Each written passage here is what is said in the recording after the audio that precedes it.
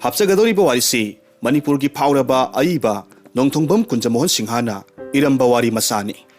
ꯍꯧꯖꯤꯛ ꯇꯥꯃꯤꯟꯅꯔꯁꯤ ꯂꯨꯄꯥꯒꯤ ꯃꯤꯅꯣꯛ.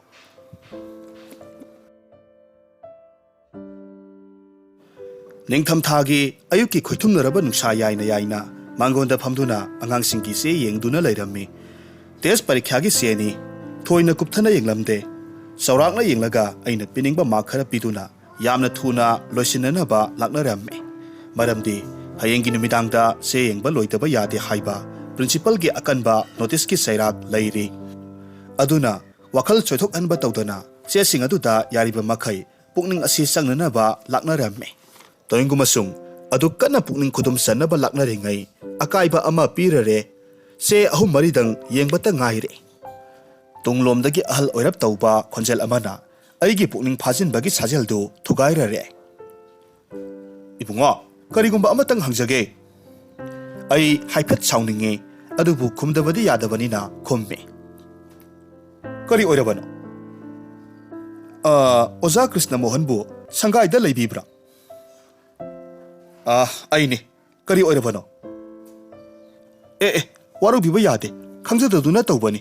ꯅꯃꯁꯇꯦ ꯅꯃꯁꯇꯦ, ꯈꯨꯔꯨꯝꯖꯔꯤ." ꯕꯦꯕꯥꯔꯗ ꯑꯍꯜꯗꯨ ꯏꯂꯦꯛ ꯂꯦꯛꯊꯈ꯭ꯔꯦ. "ꯂꯦꯡꯁꯤꯟꯕꯤꯔꯛꯎ, ꯂꯦꯡꯁꯤꯟꯕꯤꯔꯛꯎ." ꯑꯁꯤ ꯍꯥꯏꯗꯨꯅ ꯑꯍꯜꯗꯨ ꯀꯧꯁꯤꯜꯂꯒ ꯆꯦꯁꯤꯡꯗꯨ ꯅꯥꯀꯜꯗ ꯄꯨꯂꯞ ꯊꯨꯞꯆꯤꯟꯗꯨꯅ ꯊꯝꯂꯒ ꯃꯍꯥꯛꯄꯨ ꯃꯣꯔꯥ ꯑꯃꯗ ꯐꯝꯍꯜꯂꯒ ꯑꯩꯅ ꯍꯪꯉꯦ, "ꯀꯔꯤ ꯊꯕꯛꯀꯤ ꯑꯣꯏꯕꯤꯔꯕꯅꯣ?" ꯑꯍꯜꯗꯨ ꯕꯦꯕꯥꯔꯗ ꯍꯥꯛꯃꯟꯈꯤꯗꯨꯅ ꯋꯥ ꯉꯥꯡꯕ ꯉꯝꯂꯝꯗꯦ. ꯂꯠꯀꯛ ꯇꯧꯗꯨꯅ ꯍꯥꯏꯔꯛꯂꯝꯃꯤ, "ꯋꯥꯔꯧꯕꯤꯕ ꯌꯥꯗꯦ. ꯅꯅꯥꯏ ꯑꯩ ꯍꯥꯏꯒꯗꯕꯕꯨ ꯑꯣꯟꯊꯣꯛꯅ ꯍꯪꯒꯣꯏꯖꯈ꯭ꯔꯦ." ꯐꯤꯕꯝꯗꯨ ꯈꯔ ꯂꯥꯏꯊꯣꯛꯅ ꯍꯥꯏꯗꯨꯅ ꯑꯩꯅ ꯍꯥꯏ, "ꯀꯔꯤꯃꯠꯇ ꯍꯪꯒꯣꯏꯕꯤꯅꯨ. ꯍꯥꯏꯅꯤꯡꯂꯤꯕꯗꯣ ꯍꯥꯏꯗꯣꯛꯄꯤꯌꯨ." ꯑꯩꯅ ꯋꯥꯗꯨ ꯍꯥꯏꯗꯨꯅ ꯐꯤꯕꯝꯗꯨ ꯈꯔ ꯆꯝꯊꯣꯛꯄꯗꯒꯤꯗꯤ ꯑꯍꯜꯗꯨ ꯊꯧꯅꯥ ꯈꯔ ꯐꯔꯛꯄꯒꯨꯝ ꯇꯧꯔꯛꯂꯦ. ꯍꯥꯏꯔꯛꯏ, "ꯅꯅꯥꯏ ꯑꯩ ꯁꯨꯒꯅꯨꯗ ꯆꯠꯊꯣꯛ ꯆꯠꯁꯤꯟ ꯇꯧꯗꯨꯅ ꯀꯔꯕꯥꯔ ꯃꯆꯥ ꯃꯁꯨ ꯈꯔ ꯇꯧꯖꯩ. ꯑꯣꯟꯊꯣꯛꯅ ꯂꯥꯏꯔꯈ꯭ꯔꯕ, ꯌꯥꯝꯅ ꯅꯪꯈ꯭ꯔꯕ ꯅꯅꯥꯏ ꯑꯩꯅꯤ." ꯃꯍꯥꯛꯅ ꯂꯥꯛꯂꯤꯕꯗꯨꯒꯤ ꯃꯔꯝꯗꯤ ꯏꯍꯩ ꯍꯥꯏꯗꯅ ꯋꯥꯀꯣꯏ ꯁꯨꯗꯨꯅ ꯂꯩꯒꯗꯧꯔꯦ ꯍꯥꯏꯕꯗꯨ ꯎꯔꯗꯨꯅ ꯑꯩꯅ ꯍꯪꯉꯤ, "ꯑꯗꯨꯕꯨ ꯑꯩꯕꯨ ꯀꯔꯤ ꯇꯧꯖꯧ ꯍꯥꯏꯕꯒꯦ? ꯏꯁꯝ ꯁꯝꯅ ꯍꯦꯛꯇ ꯍꯥꯏꯗꯣꯛꯄꯤꯌꯨ." ꯑꯍꯜ ꯑꯗꯨꯅ ꯃꯣꯡ ꯍꯥꯕ ꯇꯧꯗꯅ ꯃꯈꯥ ꯇꯥꯊꯔꯛꯏ, "ꯅꯅꯥꯏꯒꯤ ꯍꯧꯅꯨꯕꯤꯗꯨ ꯆꯍꯤꯃꯨꯛ ꯐꯥꯔꯦ. ꯃꯁꯥ ꯏꯄꯥꯡ ꯄꯥꯡꯗꯗꯨꯅ ꯐꯝꯗ ꯇꯥꯗꯨꯅ ꯂꯩꯔꯤꯕ." ꯃꯍꯥꯛꯅ ꯍꯥꯏꯗꯣꯛꯄ ꯂꯣꯏꯗ꯭ꯔꯕꯁꯨ ꯑꯩ ꯚꯥꯞ ꯇꯥꯔꯦ. ꯃꯍꯥꯛꯅ ꯍꯥꯏꯗꯣꯛꯅꯤꯡꯂꯤꯕꯁꯤ ꯃꯍꯥꯛꯀꯤ ꯅꯨꯄꯤꯒꯤ ꯂꯥꯌꯦꯡꯅꯕ ꯁꯦꯜ ꯈꯔ ꯃꯇꯦꯡ ꯄꯥꯡꯕꯤꯌꯨ ꯑꯁꯤꯅꯤ. ꯍꯥꯏꯗꯣꯛꯄ ꯍꯦꯛ ꯉꯝꯗꯗꯨꯅ ꯋꯥꯀꯣꯏ ꯁꯨꯗꯨꯅ ꯂꯩꯔꯦ. ꯃꯍꯥꯛꯄꯨ ꯑꯃꯨꯛ ꯋꯥꯍꯟꯕ ꯇꯧꯗꯅ ꯑꯩꯅ ꯃꯈꯥ ꯇꯥꯊꯕꯤꯔꯦ. "ꯑꯣ, ꯚꯥꯞ ꯇꯥꯖꯔꯦ, ꯚꯥꯞ ꯇꯥꯖꯔꯦ. ꯍꯣꯏ, ꯂꯥꯌꯦꯡꯗꯕꯗꯤ ꯌꯥꯕ꯭ꯔꯗꯣ? ꯐꯅꯅꯕ ꯂꯥꯌꯦꯡꯕꯤꯌꯨ. ꯑꯩꯁꯨ ꯑꯩꯅ ꯉꯝꯖꯕ ꯈꯔ ꯏꯟꯗꯣꯜꯗꯨꯒꯤ ꯂꯥꯌꯦꯡꯅꯕ ꯃꯇꯦꯡ ꯄꯥꯡꯖꯒꯅꯤ." ꯆꯦ ꯂꯥꯡ ꯃꯌꯥꯝꯗꯨ ꯅꯥꯀꯜ ꯑꯃꯗ ꯊꯩꯖꯤꯜꯂꯒ ꯏꯃꯨꯡꯗꯒꯤ ꯁꯦꯜ ꯂꯧꯊꯣꯛꯂꯨꯅꯕ ꯐꯨꯛ ꯍꯧꯒꯠꯀꯦ ꯇꯧꯏ. ꯑꯍꯜꯗꯨ ꯀꯨꯏꯅ ꯄꯟꯊꯍꯟꯗꯨꯅ ꯊꯝꯂꯒ ꯀꯥꯟꯅꯗꯦ. ꯑꯔꯦꯝꯕꯗ ꯃꯇꯝ ꯃꯥꯡꯅꯕꯅꯤ. ꯑꯔꯦꯝꯕꯗ ꯃꯥꯡꯍꯟꯅꯅꯕ ꯑꯩꯒꯤ ꯃꯇꯝ ꯂꯩꯇꯦ. ꯑꯩꯒꯤ ꯏꯇꯧꯗꯨ ꯎꯕꯗ ꯑꯍꯟꯗꯨ ꯇꯤꯡꯉꯛ ꯃꯥꯏꯉꯛꯅꯗꯨꯅ ꯉꯥꯏꯍꯥꯛ ꯂꯩꯕꯒꯨꯝ ꯇꯧꯏ. ꯑꯩꯅ ꯍꯧꯒꯠꯄꯒ ꯍꯥꯏꯔꯛꯂꯝꯃꯤ, "ꯅꯅꯥꯏ ꯑꯩꯒꯤꯁꯤ ꯑꯣꯖꯥꯕꯨ ꯑꯗꯨ ꯍꯥꯏꯒꯦ ꯍꯥꯏꯅ ꯂꯥꯛꯆꯕ ꯅꯠꯆꯗꯦ. ꯑꯩꯅ ꯍꯥꯏꯖꯒꯦ ꯍꯥꯏꯗꯨꯅ ꯂꯥꯛꯆꯕꯗꯤ ꯑꯇꯣꯞꯄ ꯋꯥ ꯑꯃꯒꯤꯅꯤ. ꯑꯣꯖꯥꯅ ꯆꯥꯟꯕꯤꯒꯅꯤ ꯍꯥꯏꯗꯨꯅ ꯂꯥꯛꯆꯔꯤꯕꯅꯤ." "ꯀꯔꯤꯅꯣ? ꯍꯦꯛꯇꯃꯛ ꯍꯥꯏꯗꯣꯛꯄꯤꯌꯨ." ꯃꯍꯥꯛꯀꯤ ꯃꯇꯧꯗꯨ ꯑꯩ ꯍꯩꯅꯔꯛꯇ꯭ꯔꯦ. ꯈꯣꯟ ꯈꯔ ꯀꯟꯈꯠꯅꯤꯡꯂꯛꯂꯦ. ꯑꯍꯜ ꯑꯗꯨꯗꯤ ꯃꯍꯥꯛꯀꯤ ꯕꯦꯕꯥꯔꯒꯤ ꯃꯄꯣꯞ ꯏꯀꯥꯏ ꯀꯥꯏꯗꯦ. ꯇꯞꯅ ꯇꯞꯅ ꯃꯈꯥ ꯑꯃꯨꯛ ꯁꯝꯊꯔꯛꯏ, "ꯅꯅꯥꯏ ꯑꯩꯒꯤ ꯏꯆꯥꯅꯨꯄꯥ ꯑꯃ ꯂꯩꯖꯩ. ꯑꯗꯨꯃꯇ ꯄꯣꯛꯆꯕ." ꯍꯥꯏꯒꯗꯕ ꯋꯥꯗꯨ ꯁꯠ ꯁꯠ ꯇꯧꯗꯨꯅ ꯍꯥꯏꯗꯣꯛꯇꯕ ꯑꯗꯨꯗ ꯑꯩ ꯈꯣꯏꯗꯧ ꯐꯥꯕ ꯉꯝꯁꯤꯜꯂꯛꯇ꯭ꯔꯦ. "ꯑꯉꯥꯎꯕꯔꯥ? ꯕꯦꯡ ꯆꯣꯏꯔꯕ ꯖꯥꯠꯂꯥ? ꯍꯟꯗꯛꯇꯤ ꯈꯣꯟ ꯀꯟꯈꯠꯇꯕ ꯉꯝꯗ꯭ꯔꯦ. ꯈꯨꯔꯥꯒꯤ ꯅꯨꯄꯤ ꯂꯩ ꯍꯥꯏꯕ ꯈꯪꯂꯦ. ꯅꯆꯥꯅꯨꯄꯥ ꯑꯃ ꯂꯩ ꯍꯥꯏꯕꯁꯨ ꯇꯥꯔꯦ. ꯑꯗꯨꯕꯨ ꯀꯔꯤ ꯇꯧ ꯍꯥꯏꯕꯒꯦ?" ꯑꯣꯖꯥꯕꯨ ꯋꯥꯔꯧꯕꯤꯔꯕ ꯃꯥꯜꯂꯦ. ꯅꯅꯥꯏ ꯑꯩꯅ ꯋꯥ ꯍꯥꯏꯕ ꯍꯩꯖꯗꯕꯁꯤꯗ ꯑꯣꯖꯥꯕꯨ ꯍꯥꯏꯗꯣꯛꯆꯔꯒꯦ. ꯏꯆꯥꯅꯨꯄꯥꯗꯣ ꯃꯦꯇ꯭ꯔꯤꯛꯇꯤ ꯎꯆꯤꯟ ꯅꯥꯆꯤꯟꯅ ꯂꯥꯟꯊꯣꯛꯆꯔꯦ. ꯃꯗꯨꯁꯨ 3ꯂꯛ ꯊꯥꯕꯗꯅꯤ. ꯑꯍꯥꯟꯕꯗ ꯃꯈꯣꯏꯒꯤ RDS ꯁ꯭ꯀꯨꯜ ꯍꯥꯏꯕ ꯑꯗꯨꯗꯒꯤ ꯃꯊꯪꯗꯅ ꯈꯥ ꯏꯝꯐꯥꯜ ꯁ꯭ꯀꯨꯜꯗꯒꯤ, ꯑꯀꯣꯟꯕꯗꯗꯤ ꯂꯋꯥꯏꯒꯤ ꯁ꯭ꯀꯨꯜ ꯑꯃꯗ ꯁꯦꯜ ꯈꯔ ꯄꯤꯗꯨꯅ ꯊꯥꯕꯅꯤ. ꯑꯗꯨꯕꯨ ꯎꯆꯤꯟ ꯅꯥꯆꯤꯟꯅꯗꯤ ꯄꯥꯁ ꯇꯧꯖꯔꯦ. ꯍꯥꯀꯨꯝꯗꯣ DM ꯀꯣꯂꯦꯖꯇ ꯇꯝꯕꯅꯤ. ꯑꯗꯨꯕꯨ ꯇꯦꯁ ꯄꯔꯤꯈꯥꯗ ꯅꯝꯕꯔ ꯈꯔ ꯋꯥꯠꯂꯤ ꯍꯥꯏꯕꯔ ꯀꯔꯤꯅꯣ ꯍꯥꯀꯨꯝꯗꯨ ꯂꯩꯍꯧꯔꯦ ꯀꯨꯝꯁꯤꯗꯤ ꯑꯣꯖꯥ ꯈꯣꯏꯒꯤ ꯀꯣꯂꯦꯖꯇ ꯇꯝꯍꯟꯖꯕꯅꯤ ꯅꯅꯥꯏꯗꯨ ꯍꯟꯗꯛ ꯇꯦꯁ ꯄꯔꯤꯈꯥꯁꯨ ꯌꯥꯎꯖꯈꯤꯕꯅꯤ ꯂꯣꯏꯕ ꯅꯥꯏꯔꯔꯣꯏꯗꯧꯕ ꯃꯇꯧꯗꯨ ꯎꯕꯗ ꯑꯩ ꯃꯍꯥꯛꯀꯤ ꯋꯥꯗꯨ ꯊꯠꯇꯕ ꯉꯝꯗ꯭ꯔꯦ ꯈꯪꯖꯔꯦ ꯈꯨꯔꯥ ꯂꯥꯏꯔꯤꯛ ꯀꯟꯅ ꯄꯥꯍꯟꯕꯤꯌꯨ ꯐꯥꯏꯅꯦꯜꯗ ꯄꯥꯁ ꯇꯧꯅꯅꯕ ꯑꯩꯁꯨ ꯌꯦꯡꯁꯤꯟꯖꯒꯦ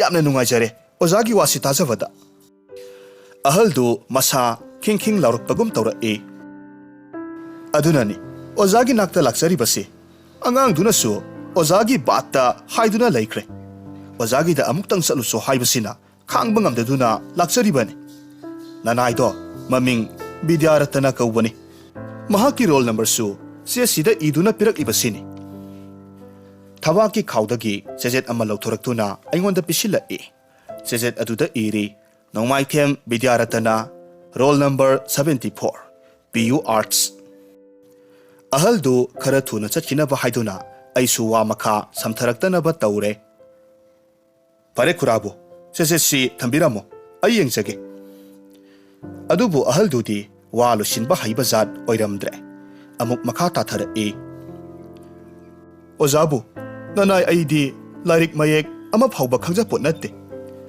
ꯏꯆꯥꯁꯤꯃꯇꯪ ꯈꯔꯗꯪ ꯍꯩꯖꯔꯕꯗꯤ ꯍꯥꯏꯗꯨꯅ ꯇꯧꯖꯕꯅꯤ ꯑꯣꯖꯥꯅ ꯇꯦꯁ ꯄꯔꯤꯈꯥ ꯑꯁꯤꯃꯇꯪ ꯁꯣꯏꯗꯅꯕꯈꯔ ꯇꯧꯕꯤꯌꯨ ꯑꯣꯖꯥꯅ ꯂꯣꯏꯅ ꯉꯝꯃꯤ ꯍꯥꯏꯕ ꯄꯥꯎ ꯂꯧꯖꯗꯨꯅ ꯂꯥꯛꯆꯔꯤꯕꯅꯤ ꯑꯣꯖꯥꯒꯤ ꯍꯩ ꯔꯥ ꯆꯥꯅꯕ ꯇꯧꯖꯒꯅꯤ ꯑꯁꯨꯝꯅ ꯍꯥꯏꯔꯒ ꯐꯨꯔꯤꯠ ꯈꯥꯎꯗꯒꯤ ꯂꯨꯄꯥ 10 ꯆꯠꯄꯤ 3 ꯈꯛ ꯄꯨꯊꯣꯔꯛꯂꯦ ꯋꯥꯔꯧꯕꯤꯕ ꯌꯥꯗꯦ ꯂꯨꯄꯥ 50 ꯁꯤꯃꯇꯪ ꯑꯣꯖꯥꯒꯤ ꯍꯩ ꯔꯥ ꯆꯥꯅꯅꯕ ꯇꯧꯖꯔꯝꯃꯒꯦ ꯃꯁꯤꯅ ꯑꯣꯖꯥꯒꯤ ꯍꯩ ꯆꯥꯅꯕ ꯃꯇꯤꯛ ꯆꯥꯕꯗꯤ ꯅꯠꯇꯦ ꯑꯗꯨꯕꯨ ꯂꯥꯏꯔꯕꯅꯤ ꯍꯥꯏꯅ ꯆꯥꯟꯕꯤꯌꯨ ꯑꯩ ꯁ꯭ꯋꯥꯏ ꯂꯥꯎꯏ ꯄꯨꯟꯁꯤꯗ ꯑꯁꯨꯝ ꯍꯥꯏꯅꯒ ꯈꯛ ꯊꯦꯡꯅꯈꯤꯗ꯭ꯔꯦ ꯕꯤꯁ꯭ꯋꯥꯕꯤꯗ꯭ꯌꯥꯂꯌꯗꯒꯤ ꯍꯦꯛ ꯊꯣꯔꯛꯄꯒ ꯑꯣꯖꯥ ꯑꯣꯏꯕ ꯃꯔꯝꯅ ꯑꯁꯤꯒꯨꯝꯕꯁꯤ ꯊꯦꯡꯅꯕꯒꯤ ꯇꯟꯖꯥ ꯐꯪꯈꯤꯗꯦ ꯁꯔꯀꯥꯔꯒꯤ ꯊꯕꯛ ꯑꯇꯩ ꯇꯧꯔꯝꯂꯒꯗꯤ ꯊꯦꯡꯅꯔꯝꯒꯗ꯭ꯔꯥ ꯑꯗꯨꯕꯨ ꯑꯣꯖꯥ ꯍꯥꯏꯕꯁꯤꯗꯤ ꯇꯣꯂꯣꯞꯇꯒꯤ ꯍꯦꯟꯅ ꯑꯍꯦꯟꯕ ꯁꯦꯜ ꯐꯪꯕꯒꯤ ꯈꯨꯗꯣꯡꯆꯥꯕ ꯐꯪꯗꯕ ꯀꯥꯡꯕꯨꯅꯤ ꯑꯩ ꯌꯥꯝꯅ ꯍꯩꯅꯗ꯭ꯔꯦ ꯁꯥꯎꯔꯞ ꯇꯧꯅ ꯑꯍꯜꯗꯨꯗ ꯍꯥꯏꯔꯦ ꯈꯨꯔꯥ ꯁꯦꯜꯁꯤ ꯄꯨꯕꯤꯈꯣ ꯑꯩꯉꯣꯟꯗ ꯇꯧꯕꯤꯔꯝꯒꯅꯨ ꯑꯩꯅ ꯌꯦꯡꯖꯒꯦ ꯍꯥꯏꯔꯤꯗꯅ ꯑꯍꯜꯗꯨꯁꯨ ꯍꯟꯕ ꯂꯩꯇꯦ ꯑꯣꯖꯥꯕꯨ ꯅꯅꯥꯏꯅ ꯂꯥꯏꯔꯗꯨꯅ ꯇꯧꯖꯕꯅꯤ 50 ꯑꯁꯤꯅ ꯅꯅꯥꯏꯕꯨ ꯀ꯭ꯔꯤꯄꯥ ꯇꯧꯕꯤꯌꯨ ꯑꯩ ꯋꯥ ꯑꯃꯃꯨꯛ ꯉꯥꯡꯗꯅ ꯇꯨꯃꯤꯟ ꯂꯩꯍꯧꯔꯦ ꯆꯦ ꯂꯥꯡ ꯃꯌꯥꯝꯗꯨ ꯑꯃꯨꯛ ꯍꯥꯡꯗꯣꯛꯂꯦ ꯑꯗꯨꯕꯨ ꯄꯨꯛꯅꯤꯡꯗꯤ ꯆꯪꯕ ꯂꯩꯈꯤꯗ꯭ꯔꯦ ꯋꯥꯈꯜ ꯑꯁꯤ ꯑꯍꯜ ꯑꯗꯨꯅ ꯄꯨꯡꯁꯧ ꯁꯧꯒꯥꯏꯔꯝꯂꯦ ꯑꯗꯨꯕꯨ ꯐꯥꯖꯤꯅꯕꯗꯤ ꯀꯟꯅ ꯂꯥꯛꯅꯔꯝꯃꯤ ꯂꯥꯛꯅꯕ ꯀꯟꯕꯗꯒꯤ ꯄꯨꯡꯈꯥꯏꯃꯨꯛꯀꯤ ꯃꯇꯨꯡꯗꯗꯤ ꯄꯨꯛꯅꯤꯡꯁꯤ ꯇꯥꯡꯗꯥꯔꯛꯄꯒꯨꯝ ꯇꯧꯔꯛꯂꯦ ꯇꯧꯏꯒꯨꯝꯕꯁꯨꯡ ꯇꯟꯖꯥ ꯑꯗꯨꯃꯛꯇꯗ ꯑꯍꯜꯗꯨ ꯑꯃꯨꯛ ꯍꯜꯂꯛꯂꯦ ꯏꯅꯥꯛꯇ ꯇꯞꯅ ꯇꯞꯅ ꯆꯪꯂꯛꯂꯦ ꯑꯣꯖꯥꯕꯨ ꯋꯥꯔꯧꯕꯤꯕ ꯌꯥꯗꯦ ꯍꯟꯅ ꯍꯟꯅ ꯑꯣꯖꯥꯒꯤ ꯊꯕꯛ ꯀꯥꯏꯍꯜꯂꯦ ꯃꯇꯝ ꯃꯥꯡꯍꯜꯂꯦ ꯂꯥꯏꯔꯕꯅꯤꯅ ꯅꯅꯥꯏ ꯑꯩꯅ ꯁꯣꯏꯗꯨꯅ ꯇꯧꯕꯅꯤ ꯑꯣꯖꯥ ꯈꯣꯏꯒꯤ ꯂꯩꯔꯛꯀꯤ ꯊꯣꯡ ꯋꯥꯡꯃꯗ ꯗꯨꯀꯥꯟ ꯐꯝꯂꯤꯕꯁꯤ ꯅꯅꯥꯏ ꯑꯩꯒꯤ ꯃꯥꯃꯅꯤ ꯃꯥꯃꯅ ꯑꯩꯕꯨ ꯆꯩꯈꯤꯕꯅ ꯂꯣꯏꯈ꯭ꯔꯦ ꯑꯣꯖꯥꯒꯤ ꯍꯩ ꯔꯥ ꯆꯥꯅꯕꯕꯨ ꯀꯔꯤꯒꯤ 50ꯗꯒꯤ ꯇꯥꯅ ꯇꯧꯔꯨꯔꯤꯕ ꯀꯔꯤꯒꯤꯅꯣ ꯍꯥꯏꯗꯨꯅ ꯑꯃꯨꯛ ꯇꯣꯏꯕ ꯂꯣꯏꯈ꯭ꯔꯦ ꯃꯉꯣꯟꯗꯒꯤ ꯂꯨꯄꯥ 10 ꯑꯃꯒ ꯄꯨꯗꯨꯅ ꯂꯥꯛꯆꯔꯤꯕꯅꯤ ꯂꯨꯄꯥ 50 ꯁꯤꯃꯇꯪ ꯊꯝꯖꯔꯝꯒꯦ ꯑꯁꯤꯗꯒꯤ ꯍꯦꯟꯅ ꯇꯧꯐꯝꯗꯤ ꯊꯣꯛꯄꯅꯤ ꯑꯗꯨꯕꯨ ꯅꯅꯥꯏꯅ ꯂꯩꯇꯕꯅꯤꯅ ꯑꯁꯨꯝꯅ ꯍꯥꯏꯔꯒ ꯐꯨꯔꯤꯠ ꯈꯥꯎꯗꯒꯤ 10 ꯆꯠꯄꯤ 5 ꯈꯛ ꯄꯨꯊꯣꯔꯛꯂꯦ ꯑꯩ ꯇꯧꯐꯝ ꯈꯪꯗ꯭ꯔꯦ ꯆꯤꯟꯗꯒꯤ ꯌꯥꯛꯂꯞ ꯇꯧꯅ ꯊꯣꯛꯈꯤ ꯈꯨꯔꯥ ꯁꯦꯜꯁꯤ ꯄꯨꯕꯤꯈꯣ ꯁꯦꯜꯁꯤ ꯊꯝꯂꯝꯂꯕꯗꯤ ꯑꯩ ꯀꯔꯤꯃꯇ ꯇꯧꯕ ꯉꯝꯖꯔꯣꯏ ꯑꯗꯨ ꯐꯥꯎꯕ ꯑꯍꯜꯗꯨ ꯕꯦꯚꯥꯔ ꯀꯥꯏꯗꯦ ꯃꯈꯣꯜꯗꯨ ꯑꯗꯨꯃꯛ ꯏꯅꯧ ꯅꯧꯗꯨꯅ ꯂꯩꯔꯦ ꯑꯣꯖꯥꯕꯨ ꯂꯥꯏꯔꯕꯅꯤ ꯀꯩꯗꯧꯒꯦ ꯀ꯭ꯔꯤꯄꯥ ꯇꯧꯕꯤꯌꯨ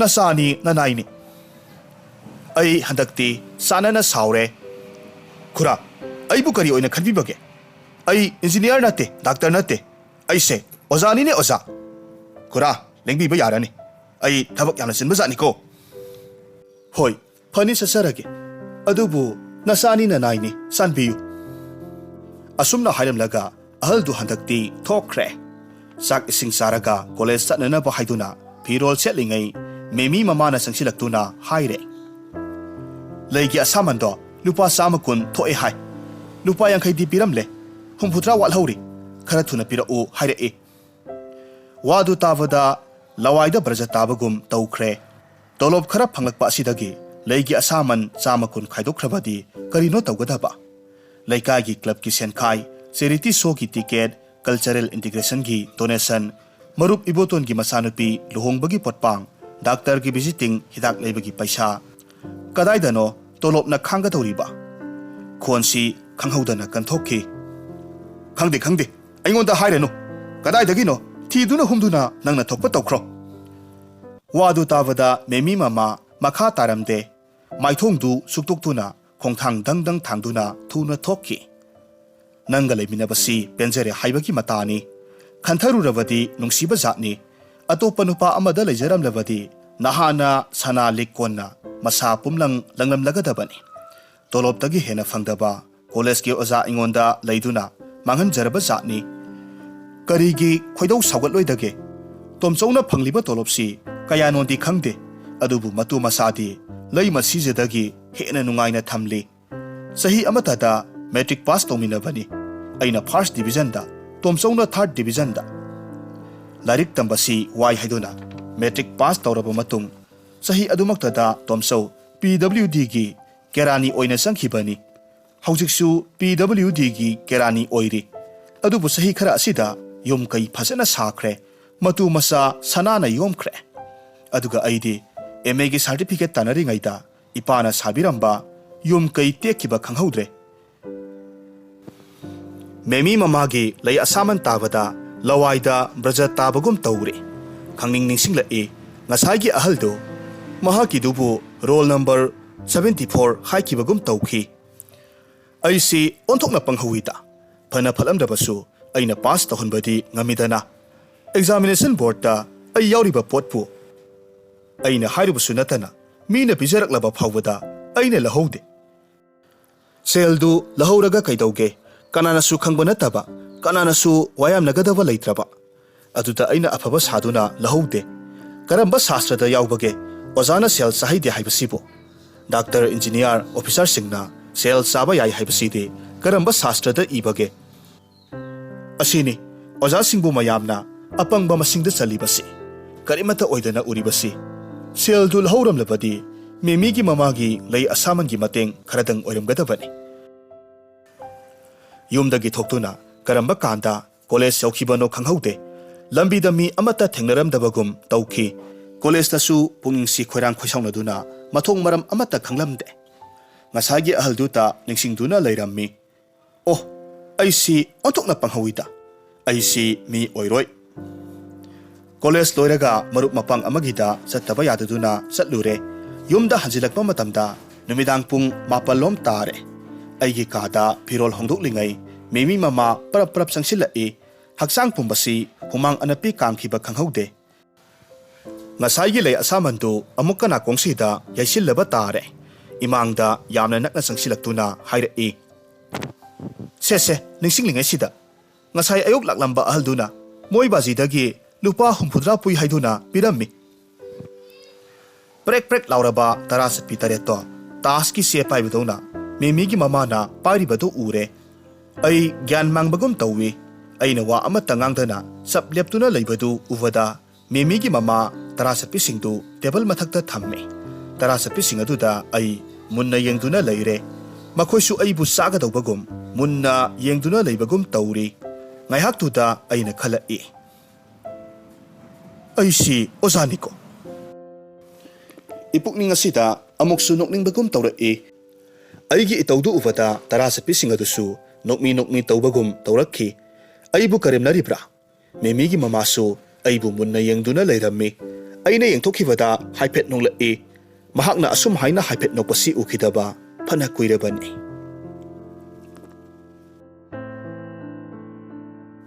वारिसि नुंगाइबिरगदी लाइक तौबिरमु कमेंट तौबिरमु अमदी चैनल असिदा नौना संगबिरक्पा ओइरगदी सब्सक्राइब तौबिरमु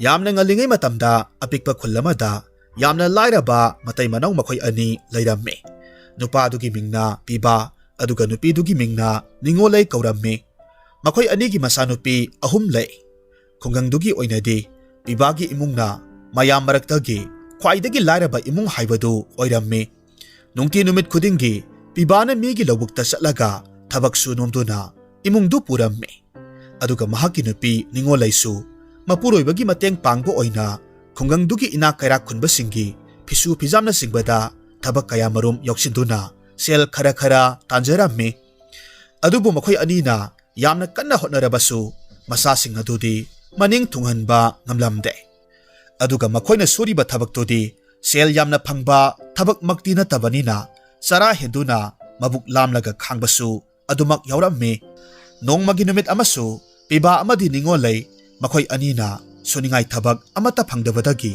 ꯅꯨꯃꯤꯠꯇꯨꯃ ꯆꯔꯥ ꯍꯦꯟꯕꯗ ꯃꯇꯥꯔꯝꯃꯤ ꯃꯈꯣꯏ ꯑꯅꯤꯗꯤ ꯃꯆꯥꯅꯨꯄꯤ ꯑꯍꯨꯝꯕꯨ ꯃꯕꯨꯛ ꯊꯟꯅ ꯐꯥꯎꯕ ꯄꯤꯖꯕ ꯉꯝꯗ꯭ꯔꯦ ꯈꯜꯂꯨꯕꯗ ꯃꯊ꯭ꯋꯥꯏ ꯌꯥꯝꯅ ꯅꯨꯡꯉꯥꯏꯖꯔꯝꯗꯦ ꯅꯤꯡꯉꯣꯜꯂꯩꯅ ꯃꯄꯤ ꯏꯔꯥꯆꯦꯜ ꯑꯗꯨꯅ ꯄꯤꯕꯥꯗ ꯍꯥꯏꯔꯝꯃꯤ ꯑꯩꯈꯣꯏ ꯄꯥꯕꯨꯡ ꯑꯩꯈꯣꯏꯕꯨ ꯀꯌꯥꯝ ꯀꯨꯏꯅ ꯑꯁꯨꯝꯅ ꯋꯥꯅ ꯍꯤꯡꯗꯧꯔꯤꯕꯅꯣ ꯅꯪ ꯑꯩꯃ ꯆꯥꯗꯕꯗꯤ ꯀꯔꯤꯁꯨ ꯈꯟꯗꯦ ꯑꯗꯨꯕꯨ ꯏꯆꯥ ꯑꯍꯨꯝꯁꯤꯅ ꯃꯕꯨꯛ ꯂꯥꯝꯂꯒ ꯂꯩꯕꯁꯦ ꯃꯃꯥ ꯑꯣꯏꯕꯤ ꯑꯩꯗꯤ ꯌꯦꯡꯕ ꯉꯝꯗ꯭ꯔꯦ ꯑꯩꯈꯣꯏ ꯑꯅꯤꯁꯤꯕꯨ ꯃꯃꯥ ꯃꯄꯥ ꯑꯣꯏꯕꯗ ꯃꯇꯤꯛ ꯌꯥꯝꯅ ꯆꯥꯗꯕ ꯍꯥꯏꯕꯗꯣ ꯑꯣꯏꯔꯕ ꯖꯥꯠꯂꯥ ꯃꯃꯥ ꯑꯩꯁꯨ ꯀꯔꯤ ꯇꯧꯒꯗꯕꯅꯣ ꯍꯥꯏꯐꯝ ꯈꯪꯗ꯭ꯔꯦ ꯑꯩꯈꯣꯏꯒꯤ ꯈꯨꯡꯒꯪꯁꯤꯗꯗꯤ ꯎꯃꯪ ꯋꯥꯃꯪꯁꯨ ꯑꯃꯠꯇ ꯂꯩꯇꯦꯗꯣ ꯃꯗꯨꯃ ꯂꯩꯔꯝꯂꯕꯗꯤ ꯎꯃꯪꯗꯒꯤ ꯁꯤꯡ ꯌꯥꯜꯂꯒ ꯂꯥꯏꯅ ꯍꯤꯡꯕ ꯌꯥꯕꯅꯤ ꯐꯤꯕꯝꯁꯦ ꯌꯥꯝꯅ ꯂꯨꯁꯤꯜꯂꯛꯂꯦ ꯑꯩꯈꯣꯏ ꯑꯅꯤꯅ ꯃꯤꯒꯤ ꯂꯧꯐꯝ ꯑꯃꯗꯤ ꯃꯤꯒꯤ ꯏꯃꯨꯡꯗ ꯊꯕꯛ ꯁꯨꯗꯨꯅ ꯐꯪꯂꯛꯄ ꯁꯦꯜꯁꯤꯅꯗꯤ ꯏꯆꯥꯁꯤꯡꯁꯤꯒꯤ ꯃꯕꯨꯛ ꯐꯥꯎꯕ ꯊꯜꯍꯟꯕ ꯉꯝꯗꯦꯗꯣ ꯐꯔꯦ ꯍꯌꯦꯡꯁꯦ ꯊꯪꯅꯕ ꯈꯨꯟꯗ ꯑꯩꯒꯤ ꯃꯔꯨꯞ ꯑꯃꯒꯤ ꯃꯅꯥꯛꯇ ꯆꯠꯂꯨꯒꯦ ꯑꯗꯨꯒ ꯁꯦꯜ ꯈꯔ ꯃꯉꯣꯟꯗꯒꯤ ꯄꯨꯔꯛꯂꯒꯦ ꯑꯗꯨꯒ ꯁꯦꯟꯗꯨꯅ ꯑꯩꯈꯣꯏꯒꯤꯁꯨ ꯂꯧꯐꯝ ꯃꯆꯥ ꯑꯃ ꯂꯩꯕ꯭ꯔꯥ ꯅꯠꯇ꯭ꯔꯒꯅ ꯀꯩꯊꯦꯜꯗ ꯄꯣꯠꯐꯝ ꯑꯃ ꯐꯝꯅꯅꯕ ꯍꯣꯠꯅꯕ꯭ꯔꯥ ꯀꯩꯅꯣꯝꯃ ꯇꯧꯔꯁꯤ ꯑꯗꯣ ꯅꯪꯒꯤ ꯃꯔꯨꯞ ꯑꯗꯨꯅꯗꯤ ꯑꯩꯈꯣꯏꯒꯤ ꯑꯣꯏꯔꯤꯕ ꯐꯤꯕꯝꯁꯤꯗꯕꯨ ꯁꯦꯜꯕꯨ ꯄꯤꯔꯛꯎ ꯍꯥꯏꯕ ꯌꯥꯒꯗ꯭ꯔꯣ ꯑꯩꯗꯤ ꯑꯩꯈꯣꯏꯒꯤ ꯂꯩꯇ ꯂꯥꯏꯔꯁꯦ ꯍꯦꯛ ꯎꯕ ꯃꯇꯝꯗ ꯃꯥꯒꯤ ꯁꯦꯜꯗꯣ ꯁꯤꯡꯂꯛꯄ ꯉꯝꯂꯔꯣꯏ ꯈꯟꯗꯨꯅ ꯑꯩꯈꯣꯏꯗ ꯁꯦꯜꯒ ꯑꯃꯠꯇ ꯄꯤꯌꯨ ꯍꯥꯏꯕ ꯌꯥꯔꯛꯀꯗꯕ ꯃꯥꯟꯗꯦꯗ ꯍꯥꯏ ꯃꯃꯥ ꯑꯗꯨꯝꯅꯁꯨ ꯈꯟꯒꯅꯨ ꯀꯔꯤꯁꯨ ꯇꯧꯔꯣꯏꯗ ꯃꯥꯗꯤ ꯃꯕꯨꯛ ꯃꯄꯥꯎꯁꯨ ꯌꯥꯝꯅ ꯐꯕꯅꯤ ꯑꯗꯨꯅ ꯑꯩꯒꯤ ꯑꯋꯥꯕꯁꯦ ꯃꯥꯅꯁꯨ ꯁꯣꯏꯗꯅꯃꯛ ꯈꯪꯕꯤꯒꯅꯤ ꯈꯜꯂꯤ ꯑꯗꯨꯅ ꯑꯩꯁꯦ ꯍꯌꯦꯡ ꯃꯈꯣꯏꯗ ꯑꯃꯨꯛꯇ ꯆꯠꯂꯒ ꯂꯥꯏꯕꯛ ꯌꯦꯡꯂꯨꯒꯦ ꯃꯊꯪꯒꯤ ꯅꯨꯃꯤꯠꯅꯤ ꯄꯤꯕꯥ ꯊꯪꯅꯕ ꯈꯨꯜꯗ ꯂꯩꯕ ꯃꯍꯥꯛꯀꯤ ꯃꯔꯨꯞ ꯑꯗꯨꯒꯤ ꯃꯌꯨꯝꯗ ꯂꯥꯛꯂꯝꯃꯤ ꯃꯍꯥꯛꯀꯤ ꯃꯔꯨꯞ ꯑꯗꯨꯅꯁꯨ ꯄꯤꯕꯥꯕꯨ ꯎꯖꯕꯗ ꯌꯥꯝꯅ ꯍꯔꯥꯎꯔꯝꯃꯤ ꯍꯥꯏꯔꯛꯈꯤ ꯏꯇꯥꯎ ꯀꯗꯣꯝꯗꯒꯤꯅꯣ ꯇꯧꯔꯛꯂꯤꯕꯁꯤꯕꯣ ꯂꯥꯛꯑꯣ ꯏꯃꯨꯡꯗ ꯆꯪꯁꯤ ꯐꯅꯗꯤ ꯀꯨꯏꯔꯦꯀꯣ ꯏꯇꯥꯎ ꯑꯩꯈꯣꯏꯅꯤꯅ ꯊꯦꯡꯅꯔꯛꯇ꯭ꯔꯤꯕꯁꯦ ꯅꯠꯇꯦ ꯅꯪꯕꯨ ꯀꯔꯝ ꯄꯥꯜꯂꯤꯕꯒꯦ ꯏꯇꯥꯎ ꯑꯩꯗꯤ ꯁꯤꯕ ꯉꯝꯗꯕꯒꯤ ꯍꯤꯡꯂꯤꯕ ꯍꯥꯏꯕꯗꯨꯅꯤ ꯏꯇꯥꯎ ꯍꯣꯏ ꯁꯨꯃꯥꯏꯅ ꯂꯧ ꯏꯪꯈꯣꯜ ꯃꯌꯥꯝ ꯂꯩꯕꯁꯨ ꯅꯠꯇꯦꯗꯣ ꯑꯩꯗꯤ ꯌꯥꯝꯅ ꯋꯥꯔꯦꯗ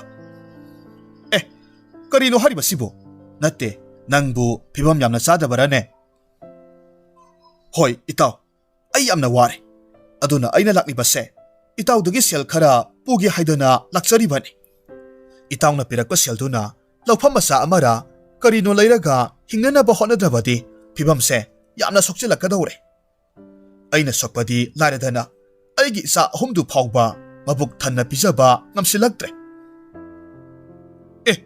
ꯑꯗꯨꯗꯤ ꯏꯇꯥꯎ ꯅꯪꯅ ꯀꯔꯤꯒꯤ ꯅꯍꯥꯟ ꯃꯈꯩ ꯑꯩꯒꯤ ꯏꯅꯥꯛꯇ ꯂꯥꯛꯇ꯭ꯔꯤꯕꯅꯣ ꯑꯗꯨꯝꯅ ꯋꯥꯔꯦ ꯍꯥꯏꯔꯕꯗꯤ ꯅꯍꯥꯟꯅ ꯑꯩꯒꯤ ꯏꯅꯥꯛꯇ ꯀꯣꯛ ꯂꯥꯛꯄ ꯌꯥꯗ꯭ꯔꯣ ꯑꯩꯅ ꯅꯉꯣꯟꯗ ꯄꯤꯕ ꯉꯝꯕ ꯁꯦꯜ ꯍꯥꯏꯔꯒꯗꯤ ꯃꯁꯤꯅ ꯅꯍꯥꯛꯀꯤ ꯏꯃꯨꯡꯗꯣ ꯂꯥꯏꯔꯕ ꯀꯣꯛꯀꯅꯤ ꯍꯥꯏꯕꯗꯤ ꯊꯥꯖꯗꯦ ꯑꯗꯨꯅ ꯑꯩ ꯅꯉꯣꯟꯗ ꯋꯥ ꯑꯃꯈꯛ ꯍꯥꯏꯒꯦ ꯀꯔꯤꯒꯨꯝꯕ ꯋꯥꯁꯦ ꯅꯪꯅ ꯍꯦꯛ ꯌꯥꯔꯕ ꯑꯩꯒꯨꯝꯅ ꯅꯍꯥꯛꯁꯨ ꯅꯤꯡꯊꯧ ꯑꯃꯒꯨꯝꯅ ꯑꯋꯥꯠ ꯑꯄꯥ ꯑꯃꯠꯇ ꯂꯩꯇꯅ ꯄꯥꯟꯗꯧꯔꯤꯕꯅꯤ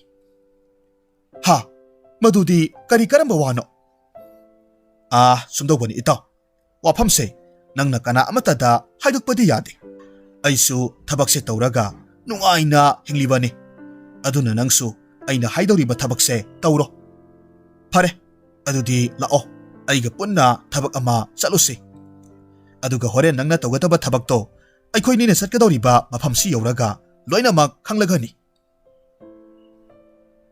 ꯃꯁꯤꯗꯒꯤ ꯃꯈꯣꯏ ꯑꯅꯤꯗꯨ ꯄꯨꯟꯅ ꯌꯥꯝꯅ ꯁꯨꯛꯂꯕ ꯎꯃꯪ ꯑꯃꯗ ꯂꯥꯛꯂꯝꯃꯤ Umangdugi manung hanjinna leiba mafam amada yamna angakpa phanglaba hek yengbada akiba phauba yum amakhak leiramme.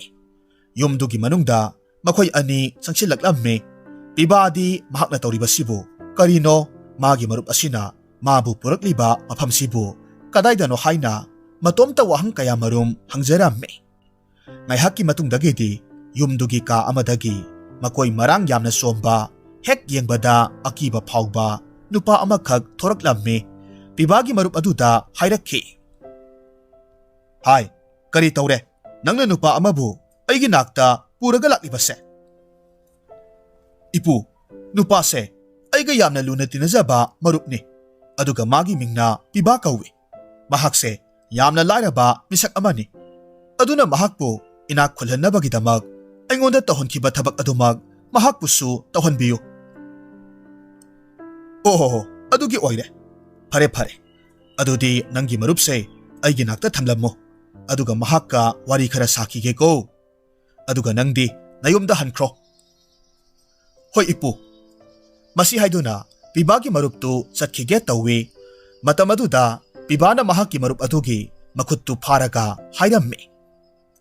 Itaw, ngaiko, nang satkino. Aikoy nipun na halminasi. Itaw, nang bukira bro. Karisu kigano. Ay hana satlamage. Nang wakallana kangano ko. Ay natawribase nanggi ay fanabani. Aduga nangonda karisu asok apan nang halloy. Asom na hairamlaga nupado satkre, mahak na heksa kibagadi, hanuba aduna, pibagi manakta sangsilaklaga hairammi. Ibungo piba, nangbu inakyam na kuning bro. Hoy ipu, ay lairabo orubana, ay yamna wari.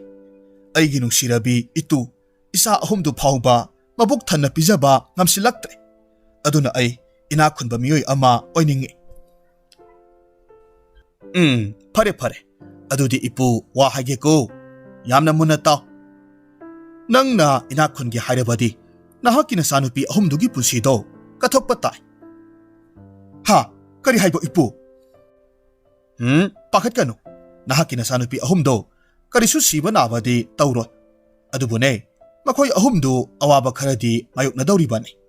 Kariguma nangna hariba wase yarabadi nangbu ningthau amadagi hena aina inak khulhandawribani. Ipu, nate. Aina inak khuninglibase masigi maramdi isa ahumdubu nungaina hinganabagidamakni. Aduga masigi onatainabada makhoi ahumna awaba tagadaba oirabadi aina inak khulubagi kari kanani. Iba, nang aina hariba thabakse tawdaba yaro. Maramdi nangbu inak khulhanbagi lambidi aina haidoklure. Aduna nangna aigi wasibu indaba tarabadi nahak mafamsidagi nayumda amuk hanna hankiba ngamlaroy. Mase nasana khango. Piba upay amata leiramde hanuba adudi mahai haiba laitin sanaba maiba ama oirammi.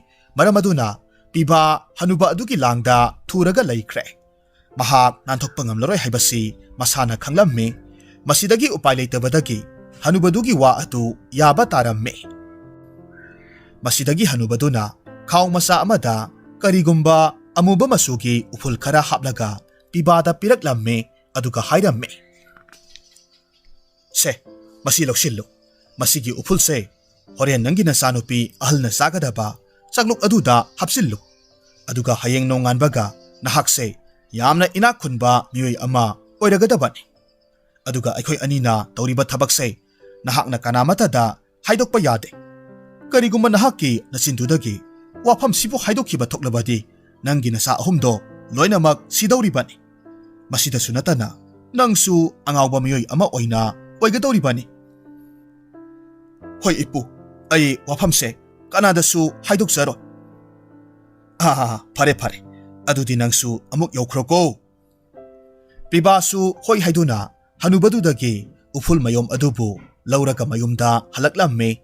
Lambi satna matomta wahang kaya marumsu hangzarammi. Mahakna tawriba thabak asibu sumlibara natragana lalibara haina matomta hangzarammi. Asumna wakal khana lakpasida mayum yaukiba khanghaude. Mahakna halakpa ubada ningolaina yamna harauna chansilaklammi aduga hairammi. Akoy pabong ꯀꯔꯤ ꯍꯥꯏꯔꯛꯂꯕꯒꯦ ꯁꯦꯜꯗꯨꯕꯨ ꯄꯤꯒꯦ ꯍꯥꯏꯔꯛꯄ꯭ꯔꯣ ꯍꯥꯏꯔꯛꯏ ꯁꯦꯟꯗꯨ ꯉꯁꯤꯒꯤꯗꯤ ꯄꯤꯕꯗꯨ ꯅꯨꯡꯉꯥꯏꯇ꯭ꯔꯦ ꯑꯗꯨꯅ ꯍꯌꯦꯡ ꯃꯤ ꯑꯃ ꯊꯥꯔꯛꯂꯒ ꯊꯤꯜꯍꯜꯂꯛꯂꯒꯦ ꯍꯥꯏꯅ ꯍꯥꯏꯔꯛꯏ ꯑꯗꯨꯒ ꯁꯦꯜꯁꯤꯡꯗꯣ ꯁꯤꯡꯂꯛꯇꯕꯁꯨ ꯌꯥꯔꯅꯤ ꯍꯥꯏꯅꯁꯨ ꯍꯥꯏꯍꯧꯏ ꯑꯩꯈꯣꯏꯒꯤ ꯏꯃꯨꯡꯒꯤ ꯑꯋꯥꯕꯁꯤ ꯎꯕꯗ ꯃꯥꯅ ꯁꯦꯜꯗꯣ ꯑꯗꯨꯝ ꯁꯤꯖꯤꯟꯅꯔꯣ ꯍꯥꯏꯅ ꯍꯥꯏꯔꯛꯏ ꯑꯣ ꯑꯣꯟꯊꯣꯛꯅꯁꯨ ꯄꯨꯛꯆꯦꯜ ꯆꯥꯎꯈ꯭ꯔꯦꯗꯀꯣ ꯑꯗꯣ ꯃꯈꯣꯏ ꯄꯥꯕꯨꯡ ꯀꯔꯤꯒꯨꯝꯕ ꯑꯩꯈꯣꯏꯅ ꯂꯥꯏꯕꯛ ꯐꯗꯅ ꯏꯃꯨꯡꯒꯤ ꯁꯦꯜ ꯊꯨꯝꯒꯤ ꯐꯤꯕꯝꯁꯦ ꯃꯁꯤꯅ ꯁꯥꯐꯔꯛꯂꯕꯗꯤ ꯑꯩꯈꯣꯏꯕꯨ ꯃꯇꯦꯡ ꯄꯥꯡꯕꯤꯔꯛꯂꯤꯕ ꯃꯈꯣꯏ ꯄꯥꯕꯨꯡꯒꯤ ꯃꯔꯨꯞꯇꯣ ꯑꯃꯨꯛꯇꯪꯗꯤ ꯆꯥꯛꯀꯧꯕꯤꯁꯤꯀꯣ ꯍꯣꯏ ꯍꯣꯏ ꯀꯧꯁꯤ ꯑꯁꯨꯝꯅ ꯅꯨꯃꯤꯠ ꯑꯗꯨꯒꯤ ꯅꯨꯃꯤꯗꯥꯡꯒꯤ ꯃꯇꯝꯅꯤ ꯆꯥꯛ ꯆꯥꯅꯕ ꯃꯇꯝ ꯌꯧꯁꯤꯜꯂꯛꯂꯝꯃꯤ ꯄꯤꯕꯥꯅ ꯉꯁꯥꯏ ꯍꯅꯨꯕꯗꯨꯅ ꯄꯤꯔꯛꯈꯤꯕ ꯑꯃꯨꯕ ꯃꯆꯨꯒꯤ ꯎꯐꯨꯜꯗꯨ ꯃꯍꯥꯛꯀꯤ ꯃꯆꯥꯅꯨꯄꯤ ꯑꯍꯜꯒꯤ ꯆꯥꯛꯂꯨꯛ ꯑꯗꯨꯗ ꯂꯣꯟꯅ ꯍꯥꯞꯆꯤꯜꯂꯝꯃꯤ ꯃꯁꯤꯗꯒꯤ ꯃꯈꯣꯏ ꯄꯨꯟꯅ ꯆꯥꯛꯇꯨ ꯍꯔꯥꯎꯅ ꯆꯥꯃꯤꯟꯅꯔꯝꯃꯤ ꯄꯤꯕꯥꯒꯤ ꯃꯆꯥꯅꯨꯄꯤ ꯑꯍꯜꯗꯨꯁꯨ ꯃꯄꯥꯅ ꯃꯍꯥꯛꯀꯤ ꯆꯥꯛꯂꯨꯛꯇ ꯀꯔꯤꯒꯨꯝꯕ ꯈꯔꯕꯨ ꯍꯥꯞꯈ꯭ꯔꯦ ꯍꯥꯏꯕꯗꯤ ꯈꯪꯗꯕꯅꯤꯅ ꯄꯣꯠꯌꯥꯟ ꯌꯥꯎꯔꯕ ꯆꯥꯛꯇꯨ ꯍꯥꯎꯅ ꯆꯥꯈꯤ ꯅꯨꯃꯤꯠ ꯑꯗꯨꯒꯤ ꯑꯍꯤꯡꯗꯨꯃꯗꯤ ꯄꯤꯕꯥ ꯃꯍꯥꯛꯀꯤ ꯃꯆꯥꯅꯨꯄꯤ ꯑꯍꯜꯗ ꯀꯔꯤꯕꯨ ꯊꯣꯛꯂꯒꯗꯒꯦ ꯈꯟꯕꯗ ꯇꯨꯝꯊꯕ ꯌꯥꯗ꯭ꯔꯦ ꯍꯥꯏꯔꯤꯕ ꯑꯍꯤꯡꯗꯨꯃꯗꯤ ꯃꯆꯥꯅꯨꯄꯤ ꯑꯍꯜꯗꯨ ꯀꯔꯤꯁꯨ ꯑꯁꯣꯏ ꯑꯉꯥꯝ ꯊꯣꯛꯂꯝꯗꯦ ꯃꯊꯪꯒꯤ ꯑꯌꯨꯛꯅꯤ ꯄꯤꯕꯥꯒꯤ ꯏꯃꯨꯡꯒꯤ ꯃꯤ ꯑꯌꯥꯝꯕ ꯂꯣꯏꯅꯃꯛ ꯍꯧꯒꯠꯅꯈ꯭ꯔꯦ ꯃꯇꯝ ꯑꯁꯤꯗ ꯃꯆꯥꯅꯨꯄꯤ ꯑꯍꯜꯗꯨꯗꯤ ꯃꯥꯒꯤ ꯀꯥꯗꯒꯤ ꯌꯥꯝꯅ ꯀꯟꯅ ꯂꯥꯎꯔꯛꯈꯤ ꯃꯍꯥꯛꯅ ꯂꯥꯎꯔꯛꯄꯗꯨ ꯇꯥꯕꯗꯒꯤ ꯄꯤꯕꯥ ꯑꯃꯗꯤ ꯅꯤꯡꯉꯣꯜꯂꯩ ꯃꯆꯥꯅꯨꯄꯤꯒꯤ ꯀꯥꯗ ꯊꯨꯅ ꯆꯦꯟꯁꯤꯜꯂꯤ ꯅꯤꯡꯉꯣꯜꯂꯩꯅ ꯃꯆꯥꯅꯨꯄꯤꯕꯨ ꯀꯣꯟꯁꯤꯜꯂꯒ ꯍꯥꯏꯔꯝꯃꯤ ꯏꯃꯥꯒꯤ ꯏꯕꯦꯝꯃ ꯀꯔꯤ ꯇꯧꯔꯕꯒꯦ ꯅꯍꯥꯛꯄꯣ ꯏꯃꯥ ꯂꯥꯛꯂꯦꯁꯦ ꯀꯔꯤꯒꯤꯅꯣ ꯅꯪꯅ ꯑꯗꯨ ꯀꯟꯅ ꯂꯥꯎꯔꯤꯕꯗꯨꯕꯣ ꯏꯃꯥ ꯑꯩꯒꯤ ꯃꯤꯠꯁꯦ ꯑꯃꯠꯇ ꯎꯗ꯭ꯔꯦ ꯑꯩꯅ ꯃꯤꯠ ꯄꯥꯡꯊꯣꯛꯂꯕꯁꯨ ꯑꯩꯒꯤ ꯃꯤꯠ ꯑꯁꯤꯗꯗꯤ ꯈꯨꯗꯤꯡꯃꯛ ꯑꯃꯝꯕ ꯁꯪꯁꯥꯔ ꯑꯣꯏꯅ ꯎꯔꯦ ꯏꯃꯥꯒꯤ ꯁꯛꯇꯝꯁꯨ ꯑꯩꯅ ꯎꯕ ꯐꯪꯗ꯭ꯔꯦ ꯑꯩ ꯃꯤꯠ ꯎꯗ꯭ꯔꯦ ꯍꯥ ꯀꯔꯤꯅꯣ ꯅꯪꯅ ꯍꯥꯏꯔꯤꯕꯗꯨꯕꯣ ꯃꯗꯣ ꯑꯣꯏꯊꯣꯛꯄ ꯌꯥꯔꯣꯏ ꯃꯇꯧ ꯀꯝꯗꯧꯅ ꯅꯪꯒꯤ ꯃꯤꯠ ꯈꯪꯍꯧꯗꯅ ꯎꯔꯛꯇ꯭ꯔꯤꯕꯅꯣ ꯏꯃꯥ ꯑꯩꯁꯨ ꯈꯪꯗꯤꯌꯦ ꯑꯩꯗꯤ ꯇꯨꯝꯂꯨꯕꯗꯒꯤ ꯍꯧꯖꯤꯛꯇ ꯍꯧꯒꯠꯂꯛꯄꯅꯦ ꯑꯗꯨꯕꯨ ꯑꯩꯅ ꯍꯧꯒꯠꯂꯛꯄꯗ ꯑꯩꯒꯤ ꯃꯤꯠꯁꯦ ꯄꯨꯡꯃꯝ ꯃꯝꯂꯒ ꯂꯩꯔꯝꯂꯦ ꯇꯧꯔꯤꯕ ꯃꯇꯧ ꯑꯁꯤꯗ ꯃꯃꯥ ꯃꯆꯥ ꯑꯅꯤꯗꯨꯗꯤ ꯄꯨꯟꯅ ꯅꯣꯡ ꯈꯣꯡꯕꯒꯨꯝꯅ ꯀꯞꯂꯝꯃꯤ ꯑꯗꯨꯕꯨ ꯄꯤꯕꯥꯗꯤ ꯃꯆꯥꯅꯨꯄꯤꯗ ꯑꯣꯏꯔꯛꯂꯤꯕ ꯃꯇꯧꯁꯤ ꯉꯔꯥꯡ ꯃꯍꯥꯛꯅ ꯃꯆꯥꯅꯨꯄꯤꯒꯤ ꯆꯥꯛꯂꯨꯛꯇ ꯍꯥꯞꯆꯤꯟꯈꯤꯕ ꯎꯐꯨꯜꯗꯨꯅꯅꯤ ꯍꯥꯏꯕ ꯈꯪꯂꯝꯃꯤ ꯑꯗꯨꯕꯨ ꯃꯍꯥꯛ ꯋꯥꯐꯝꯁꯤ ꯈꯪꯁꯤꯟꯅꯗꯕ ꯁꯥꯔꯒ ꯇꯨꯃꯤꯟꯅ ꯑꯗꯨꯃꯛ ꯂꯩꯔꯝꯃꯤ ꯑꯗꯨꯒ ꯃꯥꯒꯤ ꯊꯃꯣꯏꯗꯁꯨ ꯃꯆꯥꯅꯨꯄꯤ ꯑꯍꯜꯒꯤꯗꯃꯛ ꯈꯟꯕꯗꯗꯤ ꯋꯥꯈꯜ ꯌꯥꯝꯅ ꯅꯨꯡꯉꯥꯏꯔꯝꯗꯦ ꯉꯥꯏꯍꯥꯛꯀꯤ ꯃꯇꯨꯡꯗꯒꯤꯗꯤ ꯄꯤꯕꯥꯒꯤ ꯌꯨꯝꯗ ꯃꯁꯥ ꯃꯎ ꯌꯥꯝꯅ ꯐꯕ ꯅꯨꯄꯥ ꯑꯃꯅ ꯌꯥꯝꯅ ꯆꯥꯎꯔꯕ ꯈꯥꯎꯖꯥꯎ ꯑꯃꯕꯨ ꯄꯨꯔꯒ ꯂꯥꯛꯂꯝꯃꯤ ꯅꯨꯄꯥꯗꯨ ꯎꯕ ꯃꯇꯝꯗ ꯄꯤꯕꯥ ꯑꯃꯗꯤ ꯅꯤꯡꯉꯣꯜꯂꯩꯗꯤ ꯌꯥꯝꯅ ꯉꯛꯂꯝꯃꯤ ꯅꯨꯄꯥ ꯑꯗꯨꯅ ꯄꯤꯕꯥꯗ ꯍꯥꯏꯔꯝꯃꯤ ꯏꯌꯥꯝꯕ ꯁꯦ ꯅꯍꯥꯛꯀꯤ ꯁꯦꯜꯗꯣ ꯁꯤꯗ ꯂꯩꯔꯦ ꯑꯗꯨꯗꯤ ꯑꯩꯁꯨ ꯑꯃꯨꯛ ꯆꯠꯈ꯭ꯔꯒꯦ ꯃꯁꯤ ꯍꯥꯏꯔꯝꯂꯒ ꯈꯥꯎꯖꯥꯎꯗꯨ ꯄꯤꯕꯥꯗ ꯄꯤꯔꯝꯃꯤ ꯑꯗꯨꯒ ꯅꯨꯄꯥꯗꯨ ꯑꯗꯨꯃꯛ ꯆꯠꯈ꯭ꯔꯦ ꯃꯁꯤꯗꯒꯤ ꯄꯤꯕꯥ ꯑꯃꯗꯤ ꯅꯤꯡꯉꯣꯜꯂꯩꯅ ꯈꯥꯎꯗꯨ ꯍꯥꯡꯗꯣꯛꯂꯒ ꯌꯦꯡꯂꯨꯕꯗꯗꯤ ꯌꯥꯝꯅ ꯌꯥꯝꯈ꯭ꯔꯕ ꯁꯅꯥ ꯉꯥꯛꯇꯅ ꯈꯥꯎꯖꯥꯎ ꯑꯗꯨꯗ ꯄꯤꯛ ꯊꯟꯅ ꯌꯥꯎꯔꯒ ꯂꯩꯔꯝꯃꯤ ꯃꯗꯨ ꯎꯕ ꯃꯇꯝꯗ ꯃꯈꯣꯏ ꯑꯅꯤꯗꯤ ꯌꯥꯝꯅ ꯍꯔꯥꯎꯔꯝꯃꯤ ꯃꯈꯣꯏꯒꯤ ꯑꯋꯥꯕ ꯄꯨꯝꯅꯃꯛ ꯀꯣꯛꯆꯔꯒꯅꯤ ꯈꯜꯂꯨꯕꯗ ꯌꯥꯝꯅ ꯍꯔꯥꯎꯔꯝꯃꯤ ꯑꯗꯨꯒ ꯅꯤꯡꯉꯣꯜꯂꯩꯅ ꯄꯤꯕꯥꯗ ꯑꯃꯨꯛ ꯇꯞꯅ ꯍꯥꯏꯔꯛꯈꯤ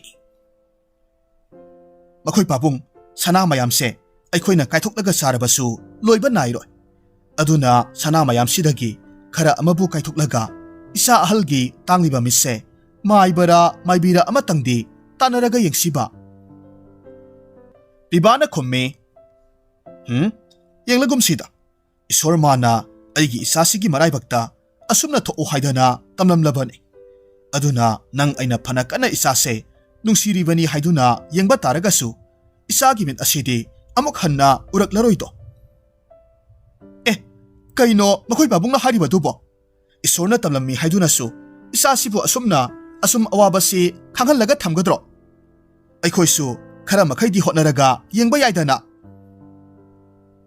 ꯍꯣꯏꯅꯦ ꯌꯥꯏꯅꯦ ꯑꯗꯨꯕꯨ ꯌꯦꯡꯂꯨꯔꯕꯁꯨ ꯀꯥꯟꯅꯔꯣꯏ ꯍꯥꯏꯕꯅꯤ ꯁꯦꯜꯗ ꯇꯤꯡꯂꯒ ꯇꯣꯛꯀꯅꯤ ꯑꯗꯨꯒꯤ ꯁꯔꯨꯛꯄꯨꯗꯤ ꯁꯅꯥ ꯃꯌꯥꯝ ꯑꯁꯤꯅ ꯏꯆꯥꯁꯤꯡꯁꯤꯕꯨ ꯃꯅꯤꯡ ꯇꯝꯅ ꯅꯨꯡꯉꯥꯏꯅ ꯊꯝꯕꯤꯁꯤ ꯍꯥꯏꯕꯅꯤ ꯃꯁꯤꯒꯤ ꯃꯇꯨꯡꯗꯒꯤꯗꯤ ꯃꯈꯣꯏ ꯈꯨꯡꯒꯪꯗꯨꯗ ꯌꯥꯝꯅ ꯏꯅꯥꯛ ꯈꯨꯟꯕ ꯏꯃꯨꯡ ꯑꯃ ꯍꯥꯏꯕꯗꯨ ꯑꯣꯏꯔꯛꯂꯝꯃꯤ ꯈꯨꯜꯗꯨꯒꯤ ꯃꯤꯑꯣꯏ ꯈꯔꯅꯗꯤ ꯄꯤꯕꯥꯒꯤ ꯏꯃꯨꯡꯅ ikhang khanghodana inak khulakpa asida yamna ngaklammi singnaba kharasu phaurammi aduga miyamnasu pibana asuk yamna inak khulaga masanupi ahaldubu layang bidana mamit adumak tanghalaga thamliba asisu pibada laikai miyamna hena singnaba phauhallammi nongmasu lobukta thabak suba matamda ahal anikhak wari sanarammi bondhu handak piba hoigi imungna ina khangkhun khulakli basibu kamdongna no khanbada angakpa ama phawdro aduga ina khunba khundaba haibaduna tongana thamkhraga magi masanupi ahaldo pibana layeng bidana adum thamlibadubu karigi oiraba satno amana khummi khangdreda bondhu aina sum khanbadadi pibase karigumba aronba kharadi tawrumgadaba male maduna tanadi ina khangkhun hekta khulakpa haibase yade haijariba aduga mahakna ina khulakli baduga masanupina mamit tanglibase masigasu mari kharadi soidana mak lenaramgadaba male aduna ne mana masanupido layeng bidribado aidi pibase lai tinga sanaraba zatla kaina phaupa singnarabani ne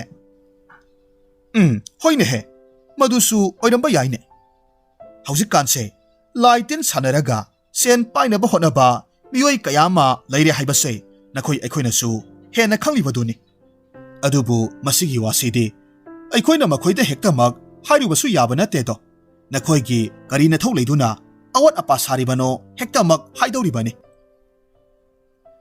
asumna matam kaya marum haukhre pibado haujikti khungangduda ningthogumna palamme khulladugi miyamna mangondagi sel pudaba magi mateng laudaba miyoi amatta yauramde aduga matam amada zara ama phauba wana saduna chadatnaraga hinglamba pibagi nupi angangsing adusu haujikti ahauba atangba polam ngaktana makhoigi sinjak oiduna sare tangla phizol kaya marum makhoigi leiteng oiramme adubu pumna maksigi mathakta piba amadi ningolegi thamoidadi masanupi ahalgi damakta nungaitaba amadi adumak thumlaga leiribani nongma naha pakhang ama piba hoida laklamme aduga hairekki